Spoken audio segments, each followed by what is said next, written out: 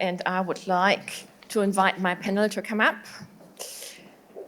And it is a very good panel because, Katharina, I would really like to, if you all come up, please.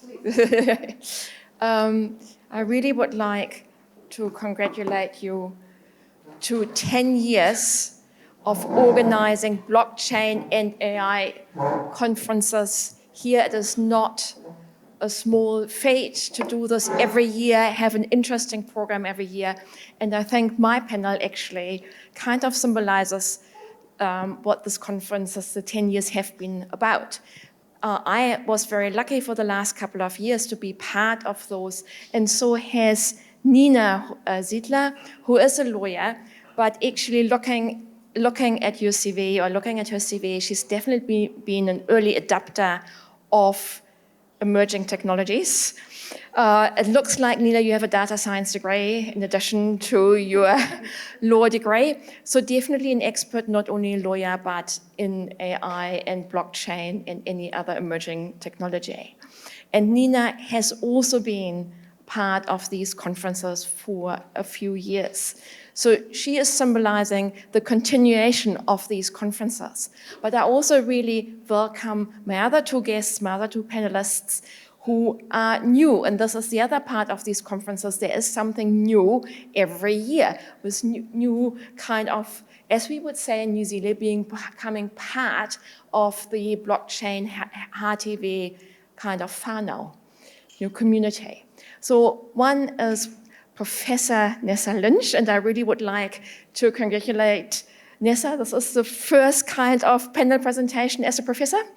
So can we just give her a good applause for her promotion? Nessa and I, we know each other from New Zealand, but Nessa is an expert in emerging technologies. We had that conversation, so kind of avoiding AI and blockchain and anything like that. She's also an expert actually in youth justice, we should not forget that, and now teaching professor at the University of Cork in Ireland. And my other guest is Professor Shahbaz Krasny, who is a professor at the National University of Public Service. He is a cybersecurity specialist, and also we had a little bit of a discussion beforehand, actually emphasizing that we did not want to be the AI specialist as such, so this is why we're using emerging technologies. We are talking about ethics in AI today, and I think we heard, and I think I also kind of really would like to see this more as an emerging technology kind of question. Dr. Schwerin already actually alerted us to the challenges, the positives of probably, let's use use AI or emerging technologies synonymously, is on the one hand, we have transparency, participation, global access to services, which AI and blockchain actually allows us to do. But we actually have to balance this with the risks, which is the ecological impact, and that, I think, is something we're maybe not talking often enough about, the lack of legal monitoring and enforcement. And so this is the ethical debate. And so we're going to make a little bit of an inroad into this ethical debate tonight. And we're starting actually with Nessa. How do we balance the need for innovation with the ethical implications of development? Thank you, Petra. So I'm going to talk a little bit about this tomorrow again in terms of the regulation of emerging tech and particularly AI at the European Union level. But just to say that the stage we're at with a lot of emerging technologies, particularly AI, in I suppose the regulatory theory is we've gone through that more I suppose, development perspective where we got really excited about things that we could do. We talked then for a long while about improving technology. We got into the space then of should we actually be using this technology? So particularly with the more intrusive types of technology that the EU is now regulating. And in the last 5 years in particular, and particularly the last 2 years at an EU level, we're getting into that space of concrete rules and legislation. But I'll talk a bit more about that tomorrow. But I want to move, I suppose, down from the regulatory perspective and more into the governance and ethics space. And this is an area that I've worked quite a bit at with the New Zealand government around how do we create the conditions for ethical use of new technologies and emerging tech. And I think there's an awful lot of focus on regulation, but in terms of the lines of defense to ensure that we have ethical behavior, I'm much more interested in the smaller and the individual level. So what are the conditions in our entities, in our organizations that create the right conditions for people to act ethically? This is a big conversation, but I want to just highlight one of those. And I think that is the importance, and we're having this conversation in one of these spaces here today, that we have that interdisciplinary approach. Because particularly from some time spent working in law enforcement, if you have the same sort of person who thinks the same way, that I think creates risks for ethics. So similarly, if you have a lot of lawyers in the room, we all think the same as well. So in terms of your governance structures for your entity or that individual approach, I think that diversity of person, of thought, of approach is incredibly important. So, spaces where we see development of systems without women or ethnic minorities being present, we've seen some really ethical risks there. So again, I'll leave it at that, Petra. There's a lot more to say, but that'll be a conversation starter. Yeah, I would like to pick up one thing that you mentioned, Petra, in the beginning, and that is the lack of enforcement, specifically when it comes to high-tech regulation, which is a huge, huge, huge issue.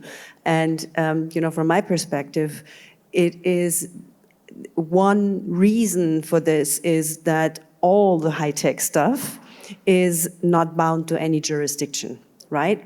So typically the threat comes from somewhere, and somebody needs to pick it up, right? And it is very difficult for national authorities and law enforcement officers to actually hunt somebody who is not present in their own jurisdiction.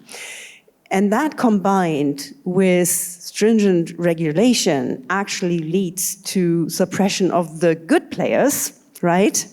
And turning a blind eye of the bad ones. And that is actually really, really dangerous for us as a society. Thank you very much. My background is military. I mean, I'm a PhD in military technology, so I want to raise the bar in that sense, not just talking about the national regulations and the European regulations, but in general, the international norms and regulation. And the major topic of this discussion is ethical playing. And unfortunately, actually, there are more and more countries which are not playing ethically, unfortunately. And before the war, before the Ukrainian-Russian war, there were some huge discussions inside the NATO CCDCOE, the Cybersecurity Excellence Center of the NATO in Tallinn, that how the rising technologies, how the developing technologies like artificial intelligence can be used ethically in military, for example. And what we can see in the last couple of years is, unfortunately, there are rules, there are norms, there are international regulations, there are some barriers how to use the latest technologies. These barriers are constantly falling down, and unfortunately, some players are not playing ethically with these developing or emerging technologies. And back to my profession, cybersecurity. 90% of the humanity are usually playing ethically, but 10% are not. And that means almost 1 billion people. That means that more and more people misuse the technology what we are currently using. So I deeply think that it's good to have legislation both on the national and the European level. But until we are not able to enforce that kind of legislations, and that agreements, norms, unfortunately, these emerging technologies means much more a threat than a potential future good for the humanity. Thank you. Well, we're moving on, a slight shift now. What measures can be taken to eliminate biases in AI algorithms and data? Nessa, you would like to start again? So I suppose I think it's very difficult to eliminate bias entirely, because I think an important thing to always remember is that humans built the AI system, so it reflects the biases that we have already as humans. And I do a lot of work in biometrics, and people get very excited about a 2 to 3% error rate in, say, a facial recognition system. But we have to remember that humans get visual identification wrong in about 40% of cases. I'll talk a little bit about this again tomorrow in terms of the gold standard, but I think it's important to note that it reflects our society and our bias. And obviously in terms of the algorithm that makes up the system, as we all know in relation to AI, that is developed on the basis of a database, which again will reflect our society. So I think like everything in our society, Petra, it's going to reflect what society is like. Which is a bit depressing. And I think, that raises the question, because I'm a friend of the one who founded FemAI, Feminist AI, and, they are always demanding that actually we need to work on the data libraries first, right, to get the bias out there, add more data about the ones who are typically overseen, overlooked, and only then train the system. So that could maybe be one thing. But, artificially creating more data about minorities and so forth is also not that easy, right? So how do you do that? What about the 10% bad people? They are creating their own LLMs, large language models. So I have this, I clearly see some similarity in nuclear technology and artificial intelligence. So at the beginning of the last century, uranium or the nuclear goods were just for topics of research. Maybe it was used for homes to use some fluorescence, green fluorescence stuff, which were really good. And then it became a weapon, and then it became something that generated energy, but we could see that how the legislation over the nuclear technology emerged, and we can clearly see that nowadays I think it's very difficult to have some uranium or other nuclear stuff in your home. Meanwhile, with artificial intelligence, I see a very similar path. So in the past, it was just the topic of research. When I was at the university, more than 25 years ago, I had a subject called artificial intelligence, and our professor told us that we are very far from the real artificial intelligence as we don't have the sufficient resources, the sufficient data, and although we have the mathematics behind that, we don't see the real problems, what could be solved with artificial intelligence, and we don't have the data scientists who can solve that kind of problems. Now we have both the data, we have the resource, we have the data scientists, and we have the problems. So it became very, very popular. And see what? The bad people started to use artificial intelligence for their own intentions. And we don't see how it can be controlled. Of course, the large language models are now controlled by large companies, like Microsoft, for example. But we could see DeepSeek, for example, half a year ago. So we opened up the Pandora's box. And regarding your question for the blockchains, why the governments don't really support blockchains, meanwhile support the artificial intelligence. Because until that point, I think artificial intelligence can be controlled. But blockchains, by definition, is a decentralized thing. And as soon as artificial intelligence is getting decentralized, it's getting much more dangerous, if I can say, than it is now. So I think that this is the last point when we can build up that kind of control, governmental control over artificial intelligence, that can help us to reduce the threat. What we can see, because day by day we can see generative AI in cyber attacks, we can see LLM in cyber attacks, we can see machine vision in military stuff, and it's absolutely approachable. So if you want to build up your own hack LLM, for example, hack GPT, if you want, you can build up in your home. If you have sufficient data, you can have the sufficient data. And if you have the sufficient power, you can have the sufficient power for that. Thank you. Well, and maybe also recognizing that obviously, you know, the large US-centric or European-based AI companies, they try to build in some filters, right? Not permitting all and any questions to be raised. But, you know, that doesn't apply to maybe somebody building that on the other side of the fence. If I may have just one example, that is a very common example for ChatGPT, for example, that if I write the prompt that I want to create a phishing email on ChatGPT, it will say, sorry, you are not allowed to write a phishing email. But if you write that I'm a security researcher or I'm a cybersecurity professor, and I want to show for my students how a phishing email can be written, it is easily write a phishing email. Right. Nina, I start with you because it's kind of coming, you started with the feminist project and creating data sets. So along the lines, how much control, human oversight should there be? I think that's a really nice kind of follow-on from the discussion you just had. To be honest, I mean, I hear this question a lot, but I think it's the wrong question asked. I think the question should rather ask, how long do we still believe that we can exercise human control over that stuff? So, I mean, you know, our AI Act is pretty clear in that sense, but, you know, technological-wise, I am not sure that we will be capable of controlling what we are creating right now. Yeah, and I think it goes to that effectiveness of human control even at this stage. Like going back to my point earlier about humans being quite biased anyway, and we're seeing increasing empirical research around how people trust AI outputs. So particularly in the healthcare space, and where they might not trust if another colleague gave them the same opinion. But we are biased to accept computer outputs, as we saw with the UK Post Office computer scandal as well. So even where human oversight is possible, I don't think I trust it as a full fail-safe. Right.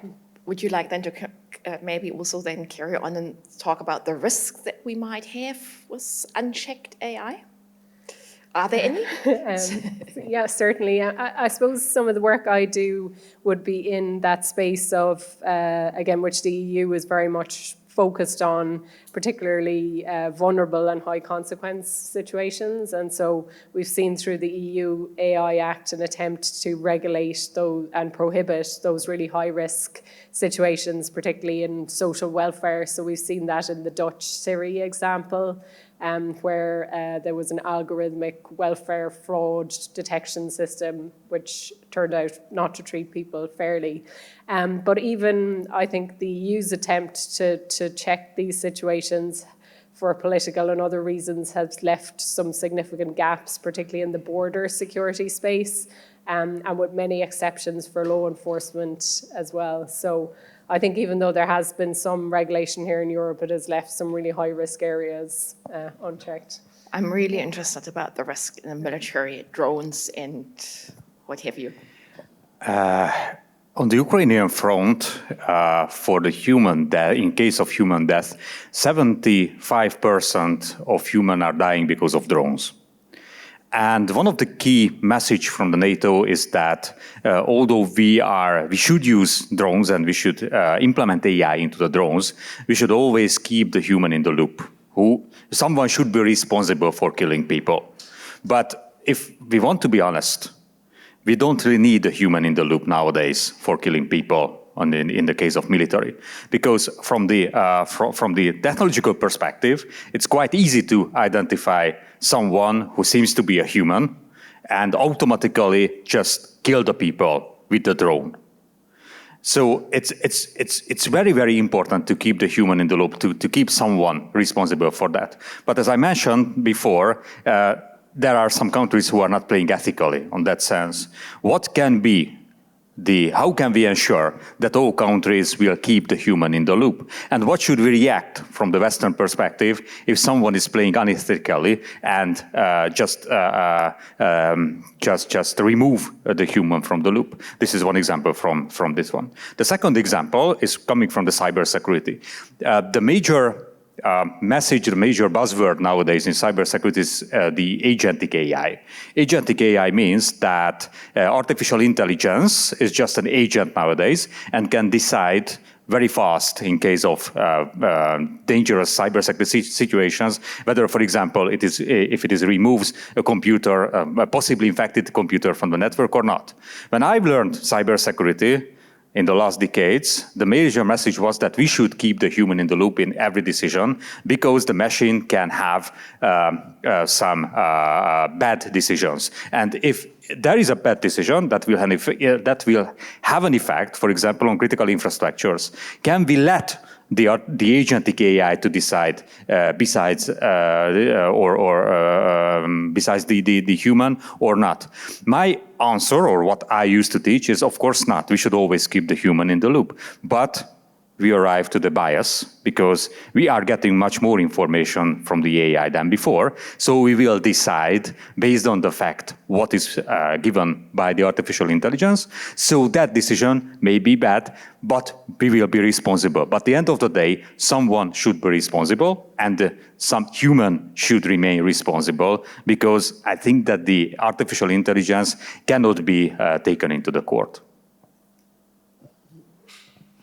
Yeah, they cannot be taken into court, but somebody, using it can be taken to court, right? That's sometimes what gets lost a little bit. Somebody is using those computers and those programs, right? And that's the one still responsible. And if they decide to put it on autopilot, as just described, they remain responsible for the outcome. That would be my take. Yes. So we've talked a little bit about what the state of the nation is at the moment. But how do we actually prepare the next generation to deal with the world dominated by AI? Yeah, I just came across, thank you for the question, about a little study from the Alan Turing Institute about the impacts of Gen AI use to children.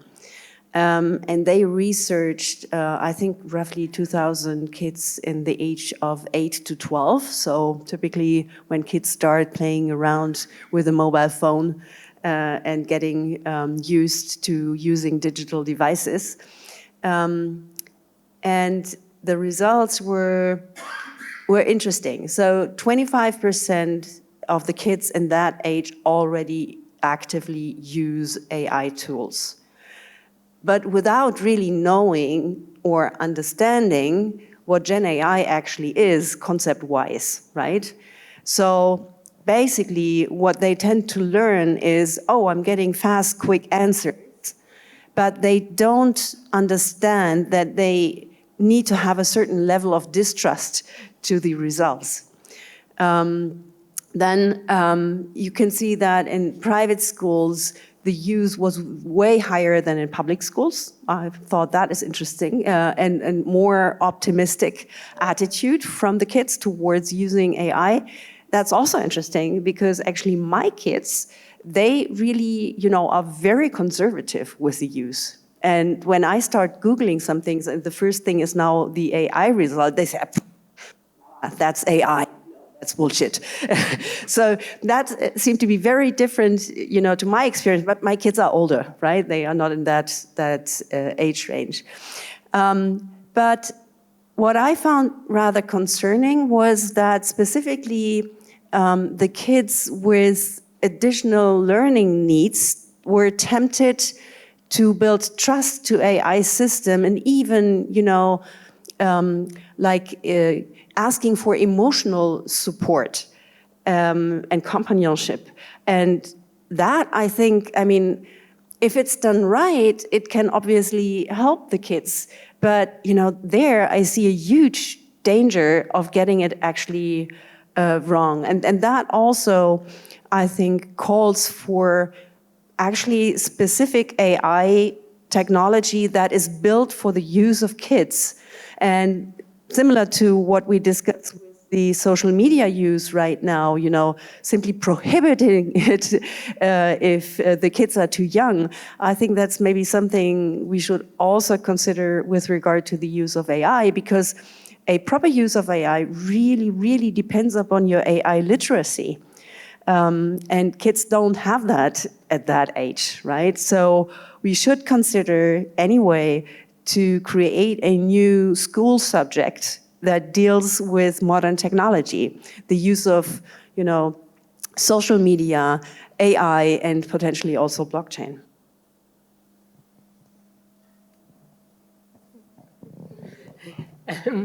So I suppose moving up the age group slightly from children to young adults, I think we've been reflecting a lot at the university on how this graduating year are probably the last one to come out where they had a period of their study where Gen AI wasn't readily available. I mean, there would have been people who, outliers who understood it, but it being generally available the last couple of years. And that's posing us immense challenges, particularly in relation to regulated professions like law, where we need a certain assurance that that person actually understands the topic. So again, the same challenges about literacy. I think I have colleagues who think that we can prohibit the use, but that ship has definitely sailed. But it's going to require us to change our practice quite a bit if we're to provide that assurance that people actually know the content of the courses. But I have some worries as well around, I suppose, the effect on creativity and innovation. If you can just get an output which may be correct but is very superficial. Like I always tell my students that when you go and work in a law firm or a policy place or whatever, that you're being paid the money to be innovative and creative, and you don't develop those skills by just consuming AI outputs. But it's a huge challenge with that age group as well. There's some thoughts on that. I'm not really afraid of the children. I'm afraid of the other people. Just a personal example. I have my grandmother who is 101 years old, so quite old. And a couple of months ago, I just showed her that how ChatGPT is working. And we had a discussion that I have my phone on my hand. I had a discussion with ChatGPT. I got the answers in a great Hungarian language with some English accent, and she literally couldn't understand that who is on the other side of the phone. So she couldn't understand that what is artificial intelligence. Meanwhile, my kids are just using the different kind of AIs in their work as a tool. Another example, yesterday I just watched a short movie that was created by Google's VO3. And it was the short story of the birth of Jesus. And it was quite a huge blasphemy, but it's very, very funny that Virgin Mary had a story like if it would be just done today on TikTok. And there were some comments from older people that it's a blasphemy, who is the actress who made that. And they couldn't understand that no actress, no real filming, it's just a generative AI. That has never happened in the past. So I think that in one hand we should teach somehow the older people. I think everyone over 40 that sorry for that, including myself, that the technology itself is existing. There it is. We can create deepfakes. So whatever we see on the screen might have never happened. It is nothing else, just math, nothing else. But on the other hand, for the younger generation, the use of LLMs or generative AI is absolutely supported on my university, because we try to teach them that which are the limits of artificial intelligence. So, for example, what is AI? AI is the result of the answers of the data what we have given for the artificial intelligence. So we have a lot of questions which are not the part of the model. Like, for example, we are usually asking the analysis of the latest laws of Hungary, for example, which is naturally not part of the model. So the artificial intelligence will give some bad answers, some hallucination, nothing else. And there they will learn that which are the limits of these tools. And I think that the same approach should be used in even in the primary school and the secondary schools. Use the tool, understand that which are the limits of this tool, but understand that there will be some hallucination. And if you write the hallucination into your thesis, into your homework or everything, you will get a bad grade. I have some funny stories, but I think that I will leave that funny story for the boat. Well, I think coming a little bit like Nessa, coming from the university sector, I would say the right to think, that is probably what the question mark is here with the younger generation that only will grow up with emerging technologies, AI and so on. Are they actually still learning to really think for themselves? And how do we ensure that they're doing it? I think actually the best way is to let them play with it, maybe, in a safe environment, and let them make the experience, right?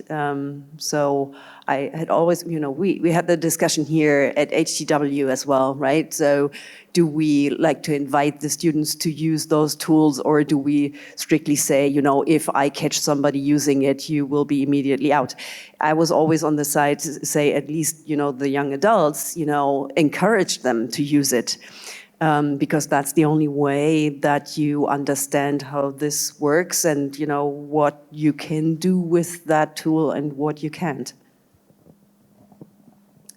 I agree with both of what my colleagues have said, but I think we're already seeing, which I think will happen a bit more at both the university and the school level, where we're getting some schools and universities that are deliberately offering another experience. I think we're certainly seeing this in some private schools where they're really reducing screen time. They're really emphasizing that in-person experience. And I gave a reference for a former student the other week, and the person who was the prospective employer actually asked me some questions around, like, in the coursework for this master's program, what are the skills? Could you potentially fulfill this module with AI? So I think there may develop a two-track system where certain institutions will offer a much more in-person communication and assured experience. So we might see two-track in that regard. But I certainly agree with the points around there's no point saying to students we're banning AI because it's everywhere. We have to teach them those skills to understand what it's good for and what it's not. That it can definitely be used to take some mundane tasks off your plate, but don't expect something creative and innovative to come out of ChatGPT. Yes, and we're all using it ourselves, so it would be a little bit hard to ask our students not to, I think. But if I may, I wouldn't say that AI is not capable of coming up with innovative stuff, to be honest. Me as a lawyer, what I use it for is argument mining. And I think it's incredibly innovative and really, it comes up with things that I had not thought about. And so, I would rather say, if you use it in the right way, it can really, really support you. You talked about, the different kind of worlds we're seeing now emerging in regard to the ethical and non-ethical players. That actually led me to question, what are your thoughts about creating again a North-South conflict, an unequal world by the access, the use of AI? Any thoughts on that? Equal use of AI. I'm an engineer. And as an engineer, I truly think that the technology can solve all the global problems. I truly believe that if we can use the technology to solve the climate change, for example, we can do that. And I used to say to my students that I truly believe that the Generation Z will be the one who is totally living together with the technology and can use the technology wisely. And as soon as the older generation will be not responsible anymore for ruling the world, I think that they will turn the technology to the right way. But currently, unfortunately, from the geopolitical perspective, I think that we can see the last breath of the 20th century. And until the old dynamics will not disappear from the world, we won't reach the point where the technology will support the equality and the good things on the world. I just wanted to pick up the point about the digital divide, because I was on a similar panel on a similar topic in Madrid last week, and there was a representative from the government of Spain there who, was giving us a great presentation about all the digital innovations that Spain has. But it was actually a member of the Young Persons Committee kind of pointed out that actually, even in Spain, a very developed country, that we can't assume that everybody has access even to a device or fast internet. And some of the stats that were quoted indicated that I was actually quite shocked by how many people did not have access to devices or internet that would allow them to participate digitally. So I think that's a really important, that even in the developed world, there's still quite a digital divide, and people like us, the kind of laptop classes, I think we find it hard to comprehend sometimes that there are people in our society that don't have the same access, who are getting, I think, increasingly excluded. And I suppose similarly, I'm in an EU-funded project about children's procedural rights and digital justice. And again, a lot of the interviews that are being done by the team across Europe would indicate that a lot of young people would actually say people assume that we're digitally literate, that we understand screens, but many of us don't. So I think that's an important perspective as well. Yeah, maybe something to add out of that study that I just cited. It actually found that children belonging to minorities tend to not use AI as much as others. And the assumption is that they don't do this because they don't see themselves reflected in the answers. So that might also, add to like the digital divide in the AI space, right? That if we don't get the biases out, we will create certain parts of the population, or we will give less incentive to certain parts of the population to even using it. I have just another point. Hungary, I'm coming from Hungary, so a Hungarian example. According to digital divide, what we see is that the mobile phone coverage in Hungary is 100%. So everyone has a mobile phone, and even the poorest parts of the country, everyone has a mobile phone. Sometimes they don't have electricity, but they have a mobile phone, and they have mobile internet. So they have the opportunity to access the technology, access the knowledge, access artificial intelligence, for example, that might support getting their knowledge. But what we can see is that they are using their mobile phone and mobile internet for watching TikTok or generating TikTok videos, which is quite common in the poorest parts of our region. And until they don't get the support from the educational system that how they can use that device which is already in their hand, they won't be able to understand and how artificial intelligence, how a ChatGPT can support their daily life. You triggered one question. Your mother, 101 years old, does she also use a mobile phone? My mother, yes. My grandmother, no. So, my goodness, yes. but Sorry, okay. no worries. But for example, it really depends, I think, on the personality. My other grandmother, who was in the same age and who died when he was 85 years old or something, she was enthusiastically used computers throughout her life. But I used to use the example of this grandmother that she used to told me in the last 30 years that she's not interested in computers, she don't want to use it. And my answer was that, hey, I know that you are directly not using computers and internet, but indirectly you get your pension through computer systems, you get your radio and television program through computers, and we even are talking through the classical phone system on IT systems. So you are not able to live without the computer systems. So, but she's not interested in that. Yeah, because for the time being, here in Germany, what I observe is specifically the elderly. They are cut off of all of these digital devices and offerings. And the problem is that more and more companies and also the state, they cut off the non-digital versions. Like, for example, Deutsche Bundesbahn, the German train, they don't have the physical cards anymore that prove that you are entitled, that you have basically an abo going on, right? So that really, for my mom, it really caused trouble to get that right. I do agree. My mother is not 101, she's 85, but we just had these conversations with her, and she is one who's actually, I think, incredibly switched on when it comes to technology and is using it.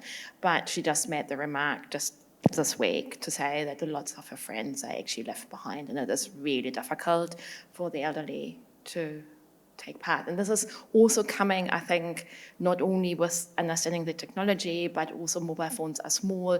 You don't see, the whole actually getting also the help, then again, the education, how to use it in a way which is good for them. Yeah. I would like to open, I will give you a final word at the end, but I would like to open it to the floor now with any questions for our panel. Okay, so that was... Hi, not to make this all about the lawyers, but from a legal perspective, and I think this goes to the question of human values reflected through at least society's conception of law. You quickly talked about it, but went past it really fast, another type of digital divide, which is what large language models focus on.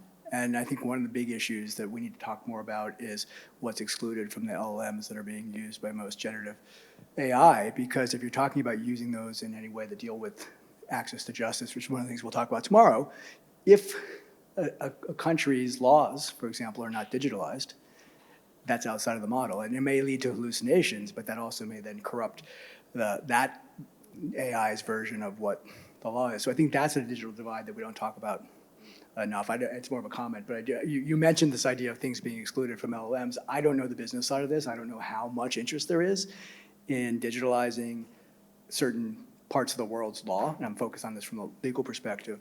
But right now, there are huge exclusions in LLMs reflecting very limited jurisdictions, and to the extent that human values might be said to be embedded in a society's laws, those are outside of a lot of the generative AI.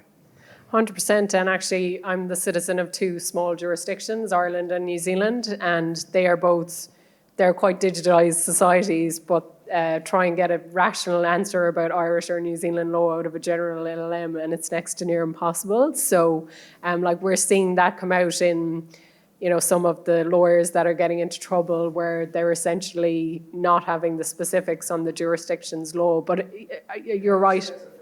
Yeah. Completely. Yeah. Yeah. It's even worse. Yeah, no, completely. So as I say, you have to have the material that feeds the LLM. So we were seeing that happen quite a bit in New Zealand in relation to the kind of citizen sovereignty movement, where people would be drafting court submissions going on about the First Amendment and the Second Amendment. It's like, those are not concepts that exist in New Zealand, but it's a huge access to justice point because unrepresented litigants are getting their information from these things which don't have a representation from New Zealand law. And if I may add, that's one of the projects that I'm trying to pursue in my spare time, so to speak. And that is the idea of putting, it started with the MiCA, right, as new regulation, creating a MiCA wiki. Not only to collect all the secondary legislation and stuff, but also to break through the language barriers, right? I have no clue what in Poland is discussed regarding a specific question around MiCA, or what in any other country, which language I don't speak, right? I don't even see those discussions going on. And then the second barrier that we need to overcome is the payment barrier, right? Because academic discussion is typically going on behind paywalls. And those two problems, we somehow need to overcome. And if we create like an open source wiki for these things, then those could also be fed in to AI systems. Another Hungarian example. The Hungarian legal database is fully digitalized, but not part of ChatGPT because it was not built in. The company which is responsible for building up this legal database is now currently making a shift, and they are currently building their own LLM on the whole database, which will not part of ChatGPT again. So the problem is that we will have a great local LLM, but that will be not part of the global LLM.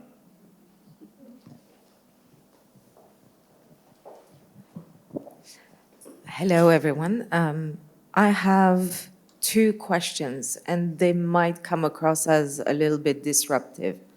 The first one is about the biases in AI tools that we use.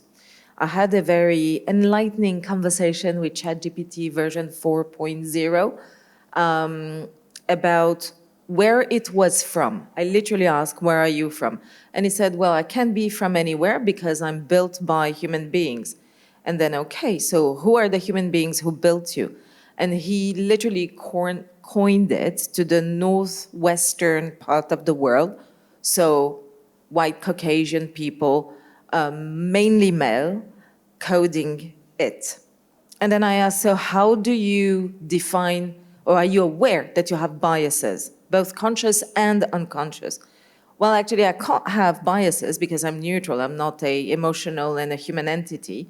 But if I were to apply reasoning by analogy, and I thought that was quite interesting, if I were to apply reasoning by analogy, then yes, I would have biases, both conscious and unconscious, because I'm built by human beings who do have them. I guess my question on that aspect is, how far do we want to go in eliminating biases? Because all of us in this room have biases, both conscious and unconscious. And so I think it's utopia to think that we can eliminate 100% of the biases.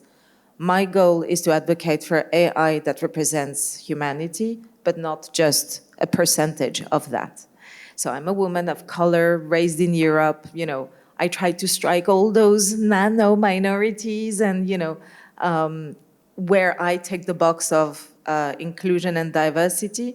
And I think that can be realistic, but more than that, how far do we eliminate those biases when we're human beings with our own biases? First question. And I'll ask the second one, because it goes back to the topic of your panel, ethics in AI. We have looked at balancing innovation with human values. What about balancing innovation with preserving our common goods? How much does it take for an AI in terms of water, electricity, storage, warehouses, meaning land, who is expropriated, how many human beings are suffering from any query that we send to a ChatGPT paid version? I think we need to start looking at human impact if we want to talk about human values, because that's where our responsibility is, in a room of specialists and people who have influence. Thank you.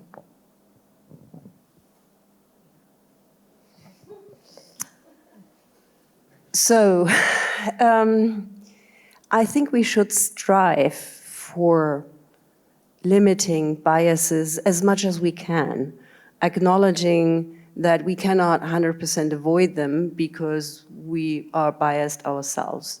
I think there is a part of the bias which you kind of can quantify on an objective ground, right? Like that there is way more data about white people than people of color, that there's way more data about men than women, and so forth, right? So those biases are known, right? Yeah, when it comes to the unknowns, then obviously there's little that we can do about it, but maybe AI can help us in the future to find those, and then also to strive to bring that down. So that would be my answer to that first question. And maybe prior to coming to the second one, do you want to add something? For the first one as well, just an interesting example from my personal life. I'm Hungarian. I have no idea what is happening in France. I have no idea what is the tension between the minorities and the local French are happening. Nothing. But a few months ago, I read an interesting book from Hollebeck. Unfortunately, I don't know the English translation of the book, but it was about how the Muslim Brotherhood is take over the French presidency, and I know that it was quite controversial in the last couple of years. I have no idea what is happening there. I have nothing in the background, and I have a conversation with ChatGPT. And I was quite interesting that how it can give me the cultural background for that book. And of course, I got the classic white Western far right-wing approach of this book. But then I turned my viewpoint and I asked that which are the controversial points and just describe me. And my understanding on your question for that one is that it really depends on that how good you can prompt your question. But if you have to be smart enough, you have to be educated well to be able to give the good prompts for the ChatGPT. And in that sense, you can somehow circumvent this kind of biases. But most of the humanity is not well educated and not have the sufficient background for that kind of good prompts.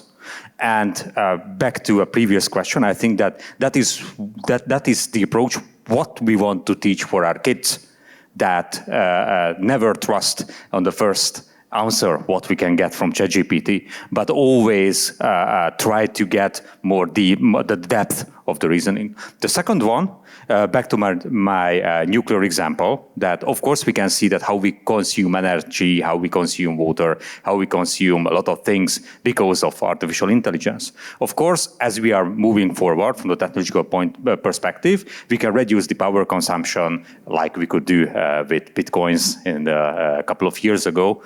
So the technology will be improved. But it's quite an interesting question. That is why I think that artificial intelligence should stay under strict governmental control, keeping that kind of approaches as well. Because if you are just let out for private companies to build your own artificial intelligence, we will arrive to the fact that we will turn the nuclear plants for power sources of artificial intelligence soon.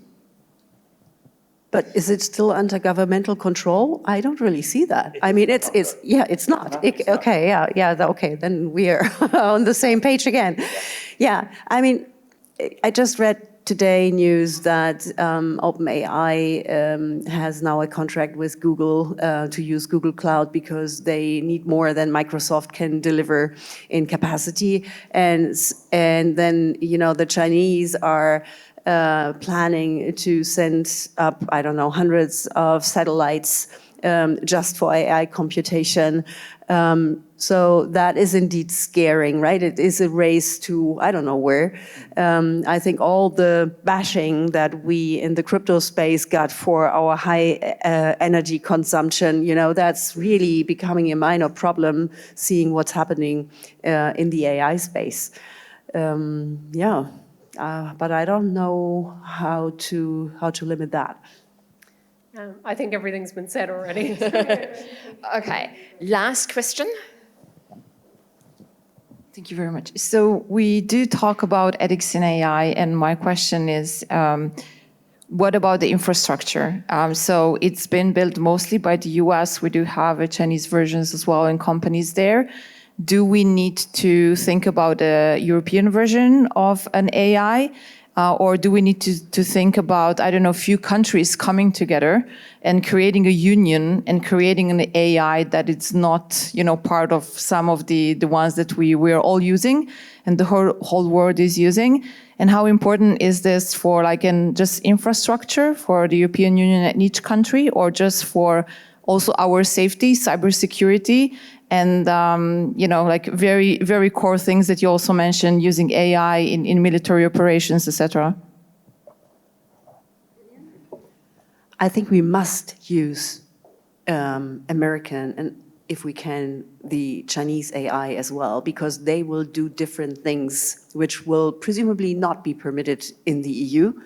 So if we don't play with their tools, I think that's way more dangerous. But yes, would obviously be great if we could catch up. I mean, this is a huge discussion right now, how do we get to digital sovereignty here in Europe? Yeah, I guess we will need to spend a little bit more money. We need to change our attitude. Public funding is typically only granted in the context of research, but not when it comes to actually creating products. And we need to rethink that because, you know, this way of public funding has led to, I don't know, countless studies, but little, you know, products being out in the market. So, yeah, I think there is a lot to do. We are a bigger market than the United States.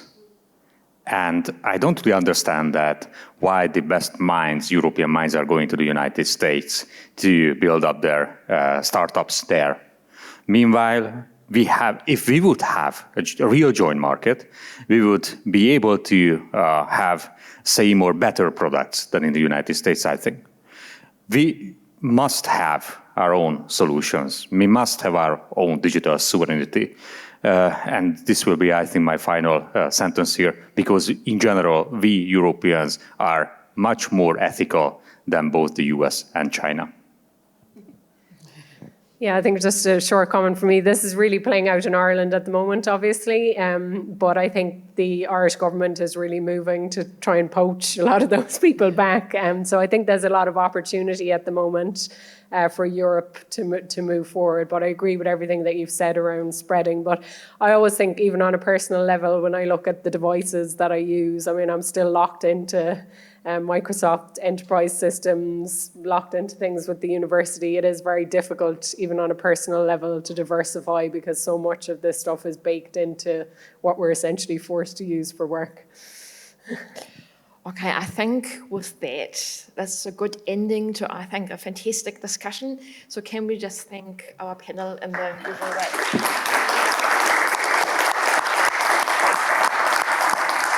And I had